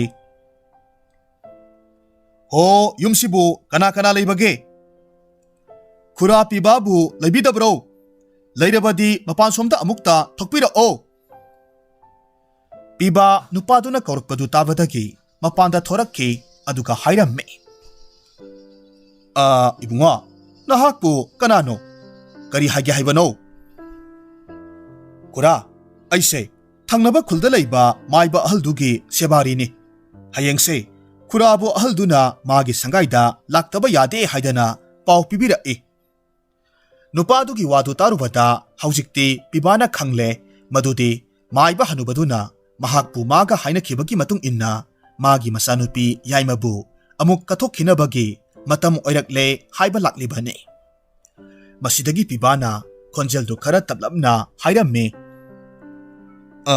hoi ibungo aine hayeng soidana laklage pibana asumna hairaba aduda nupadusu adumak hankhre tanja asida imunglomdagi ningolaisu thoraklamme aduga hairamme makhoi pabong kanano haujik laklamlibadubo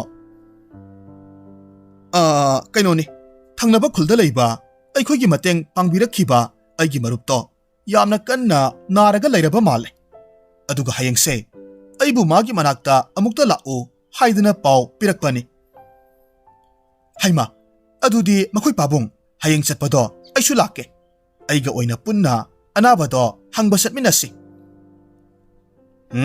nangdi yumda adumak nasasingse senaraga leiramo ai ithanta oina hayeng adum chatlurage adubo ningo lainadi mahaksu lakke haina yamna kanna haijaramme adubu pibana yaba kauba leitre mapuroibagi mataw asida ningo laisu mathamoida singnaba khara phauраmme adubu mahak karisu thoina khanjilamde mathangi numita piba ayuk nganna thangnaba khunda chatkhi aduga maiba hanubadugi mayomda thunglamme maibaduna pibabu hek ubamaktada yamna harauna taram kausilamme aduga hairamme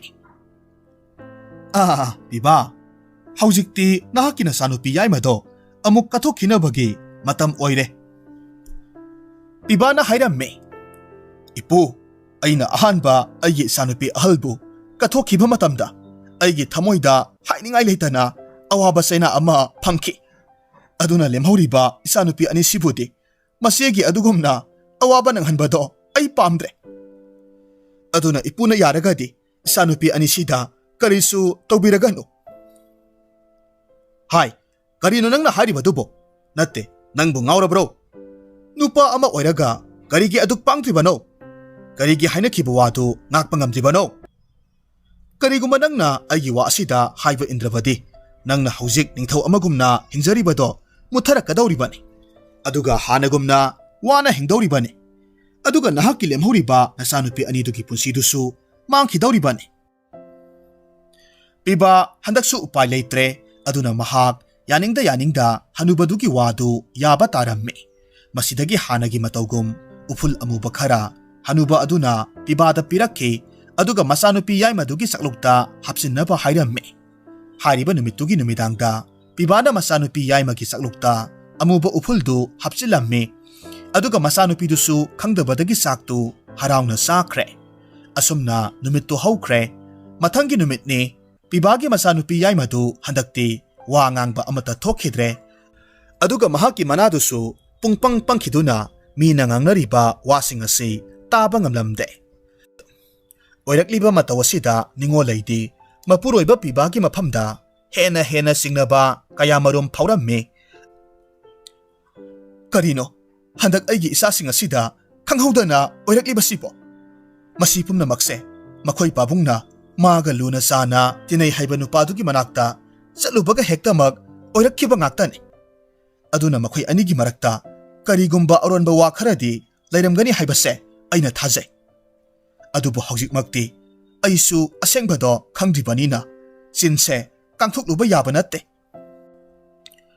ꯉꯥꯏꯍꯥꯛꯀꯤ ꯃꯇꯨꯡꯗꯗꯤ ꯃꯃꯥꯡꯗ ꯄꯤꯕꯥꯍꯣꯏꯒꯤ ꯌꯨꯝꯗ ꯌꯥꯝꯈ꯭ꯔꯕ ꯁꯅꯥ ꯈꯥꯎꯖꯧ ꯑꯃꯕꯨ ꯊꯤꯟꯕ ꯂꯥꯛꯂꯝꯕ ꯅꯨꯄꯥ ꯑꯗꯨꯅ ꯍꯟꯗꯛꯁꯨ ꯄꯤꯕꯥꯒꯤ ꯃꯌꯨꯝꯗ ꯂꯥꯛꯇꯨꯅ ꯁꯅꯥ ꯈꯥꯎꯖꯧ ꯑꯆꯧꯕ ꯑꯃꯁꯨ ꯄꯤꯔꯝꯃꯤ꯫ ꯃꯁꯤꯗꯒꯤ ꯍꯟꯗꯛꯁꯨ ꯅꯤꯡꯉꯣꯜꯂꯩꯅ ꯁꯅꯥ ꯃꯌꯥꯝꯗꯨꯗꯒꯤ ꯈꯔ ꯀꯥꯏꯊꯣꯛꯂꯒ ꯃꯆꯥꯅꯨꯄꯤ ꯌꯥꯏꯃꯕꯨ ꯂꯥꯌꯦꯡꯅꯕ ꯍꯥꯏꯔꯝꯃꯤ, ꯑꯗꯨꯕꯨ ꯄꯤꯕꯥꯅꯗꯤ ꯃꯥꯒꯤ ꯋꯥ ꯑꯗꯨꯗ ꯌꯥꯕ ꯀꯧꯕ ꯂꯩꯇ꯭ꯔꯦ꯫ ꯃꯁꯤꯅꯁꯨ ꯅꯤꯡꯉꯣꯜꯂꯩꯒꯤ ꯊꯃꯣꯏꯗ ꯄꯤꯕꯥꯕꯨ ꯍꯦꯟꯅ ꯍꯦꯟꯅ ꯆꯤꯡꯅꯕ ꯐꯥꯎꯔꯛꯂꯝꯃꯤ꯫ ꯑꯁꯨꯝꯅ ꯊꯥ ꯈꯔ ꯍꯧꯈ꯭ꯔꯦ꯫ ꯍꯧꯖꯤꯛꯇꯤ ꯑꯔꯣꯏꯕ ꯑꯣꯏꯅ ꯄꯤꯕꯥꯅ ꯃꯥꯒꯤ ꯃꯆꯥꯅꯨꯄꯤ ꯑꯇꯣꯟꯕꯤꯗꯨꯕꯨ ꯍꯅꯨꯕ ꯑꯗꯨꯗ ꯀꯠꯊꯣꯛꯈꯤꯅꯕꯒꯤ ꯃꯇꯝꯗꯨ ꯑꯣꯏꯁꯤꯜꯂꯛꯂꯝꯃꯤ꯫ ꯑꯗꯨꯕꯨ ꯃꯍꯥꯛ ꯂꯦꯝꯍꯧꯔꯤꯕ ꯃꯆꯥꯅꯨꯄꯤ ꯑꯇꯣꯟꯕꯤꯗꯨꯕꯨꯗꯤ ꯃꯆꯦ ꯑꯅꯤꯒꯨꯝ ꯑꯋꯥꯕ ꯅꯪꯂꯒ ꯍꯤꯡꯕꯗꯨ ꯃꯍꯥꯛꯅ ꯁꯨꯛꯄꯥꯝ ꯄꯥꯝꯂꯝꯗꯦ꯫ ꯃꯔꯝ ꯑꯗꯨꯅ ꯃꯍꯥꯛꯅ ꯍꯅꯨꯕ ꯑꯗꯨꯅ ꯃꯥꯕꯨ ꯀꯧꯔꯛꯇ꯭ꯔꯤꯉꯩ ꯃꯥꯅ ꯍꯥꯟꯅ ꯍꯅꯨꯕꯗꯨꯒꯤ ꯃꯅꯥꯛꯇ ꯆꯠꯂꯒ ꯋꯥꯔꯤ ꯁꯥꯟꯅꯔꯨꯔꯒꯦ ꯍꯥꯏꯅ ꯈꯜꯂꯝꯃꯤ꯫ ꯃꯊꯪꯒꯤ ꯑꯌꯨꯛꯇ ꯄꯤꯕꯥ ꯉꯟꯇꯥ ꯍꯧꯒꯠꯂꯒ ꯊꯕꯛ ꯆꯠꯀꯗꯕꯒꯤ ꯂꯣꯏꯁꯤꯟꯕ ꯍꯧꯔꯝꯃꯤ꯫ ꯃꯇꯝ ꯑꯁꯤꯗ ꯅꯤꯡꯉꯣꯜꯂꯩꯅ ꯃꯄꯨꯔꯣꯏꯕꯗ ꯍꯥꯏꯔꯝꯃꯤ, ꯍꯩꯃꯥ, ꯃꯈꯣꯏ ꯄꯥꯕꯨꯡ ꯀꯗꯥꯏꯗ ꯆꯠꯄꯤꯒꯗꯧꯔꯤꯕꯅꯣ? ꯑꯁꯨꯛ ꯉꯟꯅ ꯂꯣꯏꯁꯤꯟꯕꯤꯔꯤꯕ ꯑꯁꯤꯕꯣ? ꯑꯩꯁꯦ ꯊꯪꯅꯕ ꯈꯨꯜꯗ ꯊꯕꯛ ꯑꯃꯇꯪ ꯆꯠꯂꯨꯒꯦ ꯇꯧꯕꯅꯤ꯫ ꯊꯪꯅꯕ ꯈꯨꯜꯗꯗꯤ ꯀꯔꯤ ꯊꯕꯛ ꯂꯩꯗꯨꯅ ꯆꯠꯄꯤꯒꯗꯧꯔꯤꯕꯅꯣ? ꯅꯠꯇꯦ, ꯃꯈꯣꯏ ꯄꯥꯕꯨꯡꯒꯤ ꯃꯔꯨꯞꯇꯨꯒꯤ ꯌꯨꯝꯗꯔꯣ ꯆꯠꯇꯧꯔꯤꯕꯁꯤꯕꯣ? ꯃꯥꯅꯤ ꯍꯥꯏꯔꯕꯁꯨ ꯌꯥꯔꯦ꯫ ꯐꯔꯦꯁꯦ, ꯑꯩ ꯆꯠꯂꯨꯈꯤꯒꯦ꯫ ꯑꯉꯥꯡꯁꯤꯡ ꯑꯁꯤꯒ ꯅꯤꯡꯊꯤꯅ ꯂꯩꯃꯤꯟꯅꯔꯝꯃꯨꯀꯣ꯫ ꯅꯤꯡꯉꯣꯜꯂꯩ ꯍꯟꯗꯛꯇꯤ ꯃꯄꯨꯛꯅꯤꯡꯗ ꯑꯁꯦꯡꯕꯗꯨ ꯆꯞ ꯆꯥꯅ ꯈꯪꯗꯣꯛꯂꯒꯦ ꯈꯟꯗꯨꯅ ꯄꯤꯕꯥꯒꯤ ꯃꯇꯨꯡꯗ ꯂꯣꯟꯅ ꯏꯟꯅꯔꯛꯂꯝꯃꯤ꯫ ꯑꯁꯨꯝ ꯂꯥꯛꯄꯅ ꯍꯧꯖꯤꯛꯇꯤ ꯄꯤꯕꯥꯗꯨ ꯃꯥꯏꯕ ꯍꯅꯨꯕꯗꯨꯒꯤ ꯃꯌꯨꯝꯗ ꯌꯧꯔꯛꯂꯝꯃꯤ꯫ ꯃꯇꯧ ꯑꯗꯨꯗ ꯅꯤꯡꯉꯣꯜꯂꯩꯗꯤ ꯃꯄꯨꯔꯣꯏꯕꯅ ꯇꯧꯔꯤꯕꯁꯤꯕꯨ ꯀꯔꯤꯅꯣ ꯈꯟꯕꯗ ꯋꯥꯈꯜꯗꯨ ꯆꯔꯥꯡꯅꯔꯝꯃꯤ꯫ ꯃꯁꯤꯗꯒꯤ ꯄꯤꯕꯥꯗꯨ ꯍꯅꯨꯕꯗꯨꯒꯤ ꯏꯃꯨꯡꯗ ꯆꯪꯈ꯭ꯔꯦ, ꯑꯗꯨꯒ ꯅꯤꯡꯉꯣꯜꯂꯩꯁꯨ ꯍꯅꯨꯕꯗꯨꯒꯤ ꯌꯨꯝꯒꯤ ꯐꯛꯂꯥꯡꯗ ꯅꯥꯀꯣꯡꯗꯨ ꯊꯝꯂꯒ ꯋꯥꯔꯤꯁꯤꯡꯗꯨ ꯇꯥꯔꯝꯃꯤ꯫ ꯃꯇꯝ ꯑꯁꯤꯗ ꯄꯤꯕꯥ ꯑꯃꯗꯤ ꯍꯅꯨꯕ ꯑꯗꯨꯁꯨ ꯋꯥꯔꯤ ꯇꯞꯅ ꯁꯥꯟꯅꯕ ꯍꯧꯔꯛꯈꯤ꯫ ꯏꯄꯨ, ꯑꯩ ꯈꯥꯡꯕ ꯌꯥꯕ ꯈꯥꯡꯉꯦ, ꯑꯗꯨꯕꯨ ꯂꯦꯝꯍꯧꯔꯤꯕ ꯏꯆꯥꯅꯨꯄꯤ ꯑꯇꯣꯟꯕꯤꯁꯤꯃꯗꯤ ꯃꯁꯤ ꯑꯅꯤꯒꯨꯝꯅ ꯁꯣꯏꯅꯥꯏꯍꯟꯕꯗꯣ ꯑꯩ ꯄꯥꯝꯗ꯭ꯔꯦ꯫ ꯑꯗꯨꯅ ꯏꯆꯥꯅꯨꯄꯤ ꯑꯇꯣꯟꯕꯤꯁꯤꯃꯗꯤ ꯏꯄꯨꯗ ꯀꯠꯊꯣꯛꯄꯗꯣ ꯑꯩ ꯉꯝꯖꯔꯔꯣꯏ꯫ ꯍꯥꯏ ꯄꯤꯕꯥ, ꯅꯪ ꯁꯤꯃꯕꯣ ꯊꯕꯛ ꯇꯧꯕ ꯈꯨꯗꯤꯡ ꯑꯗꯨꯒ ꯑꯗꯥꯒ ꯑꯗꯨꯝ ꯍꯥꯏꯗꯨꯅꯇ ꯂꯩꯔꯤꯕꯁꯤꯕꯨ ꯀꯔꯤꯒꯤꯅꯣ? ꯑꯩꯅ ꯍꯥꯟꯅꯅ ꯍꯥꯏꯈ꯭ꯔꯕ ꯅꯠꯇ꯭ꯔꯣ? ꯊꯕꯛꯁꯤ ꯇꯧꯁꯤꯟꯕ ꯍꯧꯔꯨꯔꯕꯅꯤ, ꯄꯟꯊꯨꯡꯐꯝ ꯌꯧꯗꯅ ꯇꯣꯛꯄ ꯌꯥꯗꯦ ꯍꯥꯏꯗꯅ ꯍꯥꯏꯈ꯭ꯔꯕ ꯅꯠꯇ꯭ꯔꯅ ꯍꯩ? ꯑꯗꯨꯒ ꯅꯪꯅ ꯅꯆꯥꯅꯨꯄꯤ ꯑꯇꯣꯟꯕꯤꯁꯤꯕꯨ ꯀꯠꯊꯣꯛꯑꯣ ꯍꯥꯏꯕ ꯌꯥꯗ꯭ꯔꯒꯗꯤ ꯅꯪ ꯈꯛꯇꯅꯤ ꯑꯋꯥꯐꯝꯗ ꯇꯥꯒꯗꯧꯔꯤꯕꯁꯦ꯫ ꯅꯪꯒꯤ ꯏꯃꯨꯡꯗꯣ ꯇꯨꯝꯅ ꯁꯤꯒꯗꯧꯔꯤꯕꯅꯤ Khanglabra? Piba upai leitre aduna hanubadugi wa aduda yaba tarammi. Adubu matang asida mapanda lumlaga lairibi ningolaitu hanubadugi mamangda parap sensilaklammi aduga hanubaduda hairammi. Ipu, aigi isanupi atonbi asithadi asoy angam yahonbigano. Mabu asoy angam yahonbagi mahutta atopa pambay amana sinba yagadaba lambi amata laireroidra. Piba magi nupibu uba matamda masado ingak-ngak na hairammi. Nupi, nangdi mafamsida mataw kamdong na laklibano. Karigino, nang na mafamsida laklibasibo. Makoy pabong, nanggi honglakliba naong natawasina ay busing na ba paholakbadagi ay nangasidi asyang ba amakhang nabagidamag nanggi natungda inarakpan. Aduga na hakti, mapa ama oybada matik kwaidagi sata ba biyoy ama oyramle. Nahaki ngay haki nungay na bagidamag nasasingbo asigumba pibamda ohenba ngamba. Nahakti tamtira basani. Isasingbo nang na asukti na otpagidamag ay nanangbudi mapoksi maging akpiba ngamloye. Magi nupigi kallaba wahising adu tarubada pibadi matamoy yamna nungayramde. Mahang na tawkriba singasi magi nupi amadi masasingidamag kallaga tawkibani. Adubo mahak hauzikti aran ba haibadu oire. Masidagi hanubadu na ningolayda amuk hairammi. Ibema, nang ginasanupi aton bisay, mabukan gi hairabadi. Ay ngonda upay amakakang di lay. Adubo hariba upay say, aray ba tabak ama dinatte. Masibo nang nataw gi hairabadi, nang ginasanupi aton bisay, kan bangam daw ribani. Ipu, ay tawge, upay atumag haibiyo, isabu ka na ba, ay tabak kuding mag, taw na ba siyam sajare. Pare. Adudi ipuwa haige ko muna ta. Ay na hausik mag nahaki na puroy basigi yet thangba makhongda. Punsigi oina oisinba pagat pa ngamlaroy daba asok pa ama thamlagani to. Aduga hariba asok pa sidagi liap palayta na tarakliba ido nang nanungti numit kudingi patra amada yaraga thakadabani. Karigumba ay na hariba wase yarabadi nang ginasanupi aton bisay kan bangam dawribani. Aduga nanggi imungsu nungayay pa na laydawribani. Hanubadugi wadu tarubada ningolay amadi pibadi pungak-ngakre adubo ningolay mahak na tawadawriba tabaksi yamna tamtiba sa amagi matong ni haiba kanglabasu mahak magi masanupi amadi imungdugi kanan na ba tawragi hayna leplammi.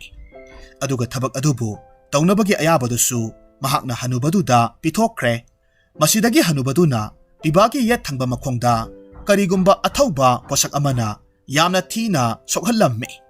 Aduga magi makhongdagisu lepalaytana I kayama sentharaklammi. Asomna numit adudagi hongna ningolayna pibagi makhongdagi tarakliba idu nungtigi patra amada yaraga thaklammi. Aduga yamna ngakpa wafam amana pibagi asokpadudagi tarakliba I adudi hainingay laytana manam asuki matik namthirammi. Maramaduna I adubu thakloba ningolaygi masa adusu idugi namtiba manamdu namba horakki. Aduga mahak na pibagi idu hek thakpa matamda mahaki haksangdusu asum sontaba hauraklammi. Matam kharagi matungdadi khullaykagi miyamna ningolaygi honglakliba maong matawaduda yamna singnaba phaunaraklammi. Maramaduna khuldugi masinchatpa ahalamana mayam kauraga wa tanarammi. Marupsa handak piba hoigi imungda thoklariba thodosing asibu aikhoibu asumna asum yenglaga lairasi hairibra. Karigumba afaba oiraklabadi phai maduna tadana phatanungdaga thoklabadi khunse ahallaman pandaba khul amani haidana miyamna hainakragani. Aduna aikhoi ahallaman kharana makhoigi imungda sanglaga tawriba thabaktugi asengbado madumatangdi khangdokpana sumloidro. Tilamliba mayamduna khummi Sumi marup na hariba wado yamna sumba wani. Aduna aikhoi matam thintadana haujikmak hekta chatlaga pibaga wari pumnamakse sanabana phani. Adudi phare mayamna su loinamak yarabanina aikhoi punna hekta mak chatlaga pibaga wari se kupthana sanarurasi. Asomna hainaraga ahal mayamdu haunaraga pibagi mayumda laklammi. Aduga makhoigi imungda thokliba thodok asigi maramda pibada wahang kaya marum hangba horakki. Piba ahalsing aduna leptana hanglakpa wahangsing aduda pakum pidaba yaraktre maram aduna mahakna asengba waram pumnamak tamthuklammi. Mahakna asumna aronba wa adubu hek haidukkibagadi mamit tanglamba mahakki masanupi ahaldu mamit uba ngamlakhi aduga masanupi yaimagi wa ngangba ngamdaba amadi taba ngamdabasing adusu phakre. Aduga ningolaisu sontharuraba mahakki haksangdu mapung phana phagalaklammi adubu pibagi oinadi onthokpa thoduk amakhak thoklare. Pibadi mana asengbadu hek haikibagadi wakhal soiraba angauba ama haibadu oikre. Aduga mahak tamthiraba sa amagumna masada setliba phirol pumnamak sagaibata natana mayamna phana punaba ngamdana koichen chenba hauraklammi. Aduga mahak mafam khangdana adumak senkhi. Mataw asida tiliba miyam amadi maru oina pibagi nupi angangdi mathwai yamna nungaijaramde. Adubu makhoi haujikti karibu tawba ngamloni. Pibana khantharuba tawdana thangjinkiba khongthang aduna mahaki punsidu adumna oikhibani. Aduga numit adudagi hauna pibadi amuk hanasu mahaki khungangduda halakhidre. Aduga mahakna tawramba thabak adunadi magi nupi angangsingdi awat apa leitana nungaiba punsi mahingda adumak hingki.